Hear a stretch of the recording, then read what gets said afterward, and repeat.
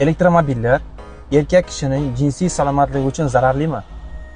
Keling buni ilmiy tomondan ko'rib chiqamiz. Hozirgi kunda tibbiyot sohasida ilmiy maqolalar ishlab chiqariladigan bir qancha platformalar bor.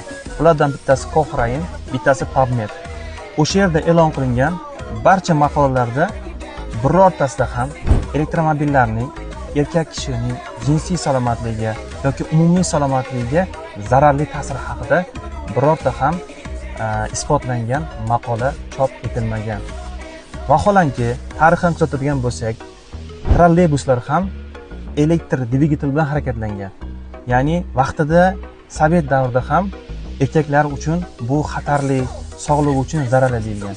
Lekin mana 50 yildan oshiqroq, yarim asrdan oshiqroq muddat ichida ularning inson uchun hech qanday salomatlikka zarari yo'qligi isbotlangan. Qolaversa, elektromobillarda elektromagnit maydon emas, ya'ni u yerda litiy fosfatli batareyalarda tok hosil bo'ladi. Elektromagnit maydon bo'lmaydi. Shuning uchun hozirgi kunda erkaklar salomatligi uchun hech qanday xavf tug'dirmaydi. Bundan mazza qilib foydalanish kerak, haydash kerak. Sog'lik haqida qanaqadir savollaringiz bo'lsa, profilimizga obuna bo'ling hamda savollaringizni shaxsiy orqali yuboring. Men sizlar uchun isbotlangan ma'lumotlarni yetkazib berishdan doimo charchamayman. Sog' va salomat bo'ling.